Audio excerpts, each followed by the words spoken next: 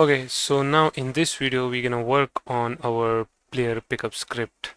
First of all, let's clear the start and update method from here, and at the top, first of all, we're gonna create a public float by the name of pickup radius. Alright, this will be the radius within which player can pick up items. By default, let's set it to 2. Alright, then we will create a key. Let's name this as pickup key, and this key will be the keyboard P key. Alright, so we will say keycode dot P. Using this P key, we're gonna pick up an item, and also we need another key for dropping it. Alright, you can use the same P key for dropping it if you want, but the reason I'm creating two keys is because when we add Android inputs, as you know that whenever we pick any item, then we're gonna disable the pickup button from the screen and enable the drop button. Alright, so keeping that in mind, that's why I've added two buttons. Alright, the first one is the pickup key, then the second one will be drop key, and we will set it to O. Then after this, we will create a reference to a transform. Alright, and this will be by the name of item hold position. This will be the position where the item will be held. Alright, then after this we need a reference to the player, so we will say public transform and name this as player body. Alright, this will be a reference to the player body. Then we need another transform reference which will be to the key holder. Alright, we don't actually need this one right now, but let's just add it. Then after this, what we need to do, we need a private reference to a game object. Let's name this as held item. So for example, if we pick up a key, then that key will be stored inside this held item game object. Alright, then we need a bool which will be by the name of is key, because as you know that we will be picking and dropping many items, keys, rifles and X's. Alright, just one X actually. So we will be picking different types of items, so that's why we need to make sure that if the player is picking a key or a rifle or anything else. Alright, then after this what we're gonna do is we're gonna create a method in which we will first of all check that if the player is not holding any item, and if the player is not holding any item, then we will allow the player to pick up. But if the player is already holding any item, then we will first of all tell the player that drop that item in order to pick this one. Alright, and also we will allow the player to pick up only that items which is closer to the player. Right, for example, if there are two keys, so we will only pick that key which is really closer to the player, and also we will check that what is player picking up, if the player is picking up a key, a rifle or anything else. Alright, so we're gonna do all of this in this method. Let's name this method as try pickup item. Alright, then in here what we're gonna do, we're gonna first of all check if the player is holding anything or not. So we will say if the held item is not null, it means that if the player is holding anything, then what we're gonna do, for now we will just show it in the console that already holding an item, drop it first to pick up another, and then we're gonna return. And don't worry, we will be showing some text to the player on the screen, but for now we don't have any UI, so we're just gonna show it in the console. Alright, then after this what we want to do, we want that we want to create a sphere around the player. Alright, and if there are items in that sphere, alright, and then whatever item is closer to the player, we're gonna allow the player to only pick up that item which is closer to the player. And also we're gonna check that if the player is picking up a key or anything else. Alright, so for creating a sphere, we're gonna say physics dot overlap sphere. We want to create it around the player, so we will set transform dot position.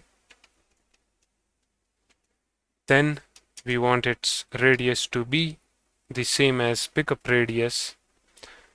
Alright, and now whatever is inside this sphere, we want to store it somewhere. So for that, we're going to create a collider array and name this as hit colliders. It will be equals to this. Alright, once we have this, then we want to check that which item is closer to the player and also what item the player is picking up. So create a game object by the name of closed item. It will be null. Alright, then create a float by the name of closest distance. It will be equals to the pickup radius. Then let's add a for each loop in which we gonna go through all of the pickup items which is inside this sphere. Alright, and then we will tell the player that this item is the key, this item is a rifle, and this item is some other object. Alright, and also we're gonna tell the player that this item is closer to you, and whatever is closer to the player, we're gonna pick that item up. Alright, so create a variable by the name of hit collider in hit colliders. Alright, then what we're gonna do, we're gonna say that if that hit collider dot compare tag, it means that if that collider as a tag of pickup item. If you remember, we add a tag in the previous video and we applied that tag to our key, and it was by the same name pickup item. So make sure that you type this exact same tag name pickup item.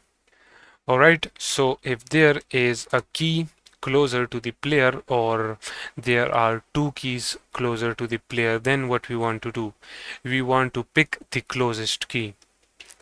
Alright, so for that, let's first of all create a float by the name of distance in which we're gonna check the distance between the player and the pickup item. So we will create a vector 3 and then we will say, actually we will not create a vector 3, we're gonna use the vector 3 dot distance, and in this we're gonna pass first of all the player position, then the pickup item position, and as you know that pickup item is inside the hit collider dot transform dot position. Alright, so now we have a distance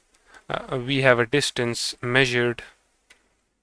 Alright, the distance of the pickup item which is closest to the player.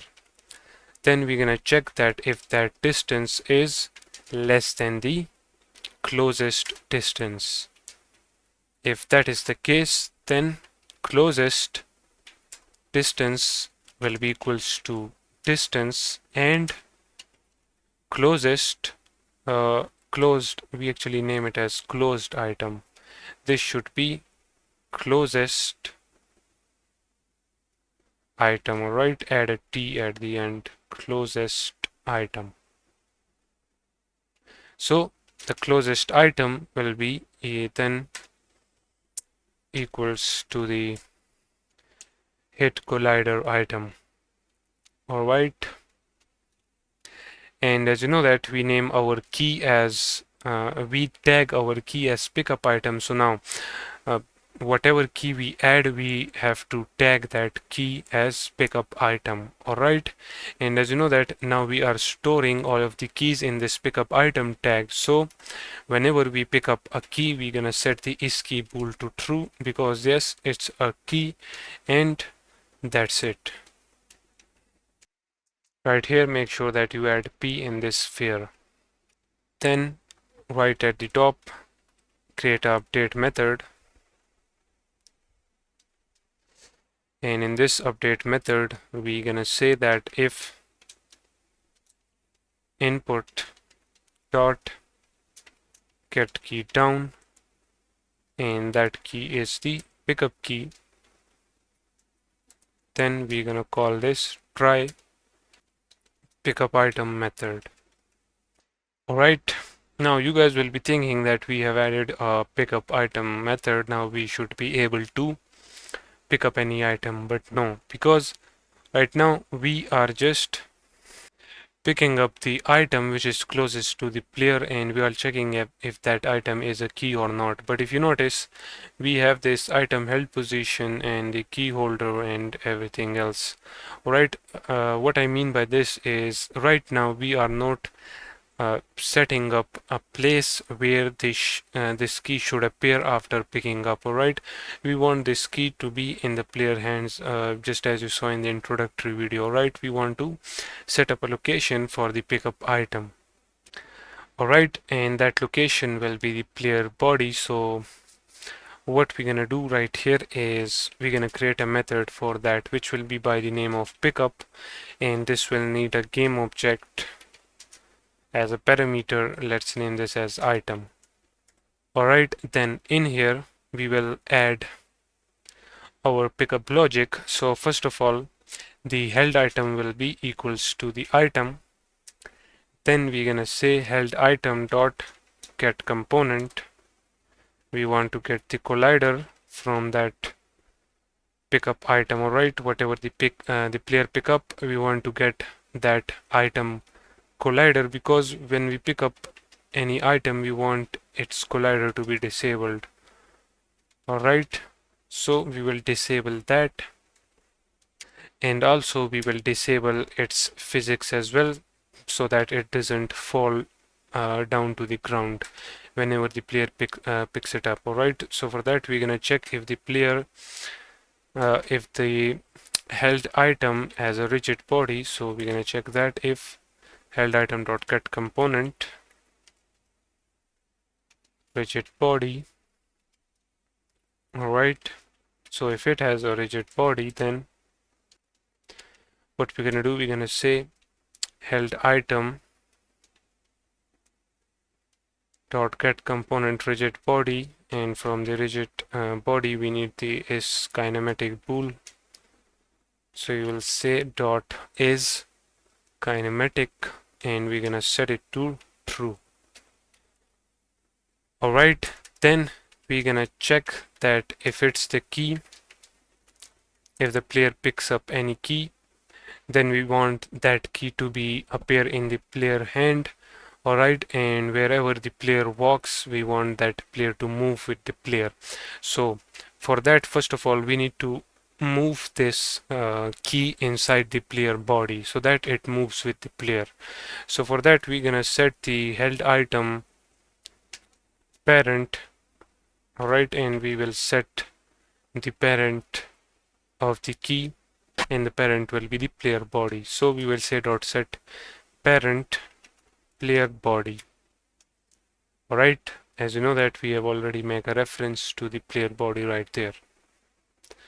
Then when we do that, after this we will set the item transform to match the idle hold position transform. So for that we will say held item dot transform dot position equals to item hold position dot position, and we will say held item dot transform dot rotation will be equals to item hold position dot rotation. Alright, so whatever is the position and rotation of the item hold position transform, it will be applied to the held item position and rotation.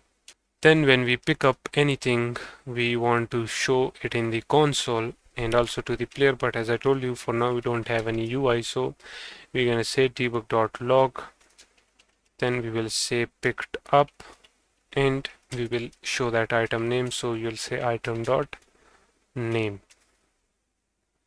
And then after this we will play a sound But for now, as you know that we don't have any sound effects, so we're gonna just leave this as it is.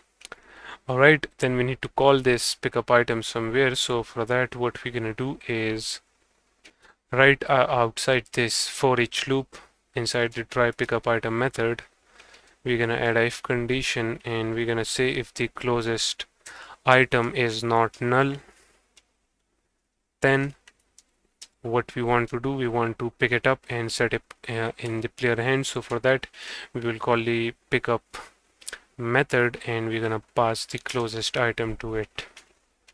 Alright, so in this way it will pick that item up. Alright, I hope it makes sense to you guys. And now with this done, let's check the script first of all for any errors, and then we're gonna test it out.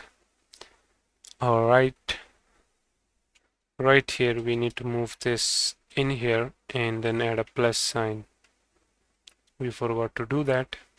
And we forgot to make this b small. It should be rigid body, but the b should be small. Alright, that's it. Then when we get back right here, click on the player. As you know, it needs the item hold position, so let's first of all create that. Click on the player, here it is. Inside the player, create a empty game object, name this as item hold position 1. Let's move it right here, for example. Alright, click on player and drag and drop the item hold position, then drag and drop the player in there. And then for the key holder, what we're gonna do is we're gonna comment it out for now because we don't need that right now. Alright, let's go ahead and play the game and test it out. Alright, if we get closer right here, press P, as you can see it picks up the item and we can move this item around. Alright, for now we can't drop this item. Okay, and as you can see, when we press the P key again and again, it shows that debug message that already holding an item, drop it first to pick it up. Alright, so we can pick it up, but we need to set this up. We need this key to be in the forward direction. So for that, what we're gonna do, we're gonna select the item hold position and we need to set it up, but actually let me select the key, move the key like this, then like this. Alright, if you check it in the game, it's right there, so we don't need it there. We need to move it up a little bit and then to the right side of the player like this.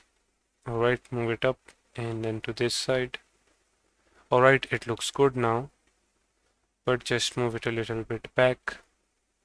Test it out again. Okay, here it is.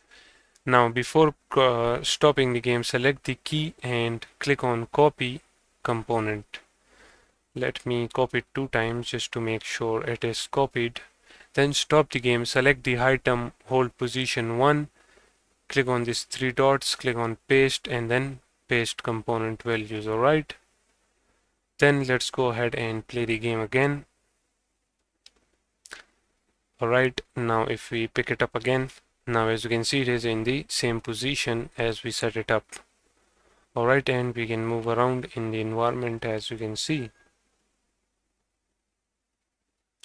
we can sit down as well and stand up, we can jump, and the key is right there moving with the player. Alright, just like in Granny game.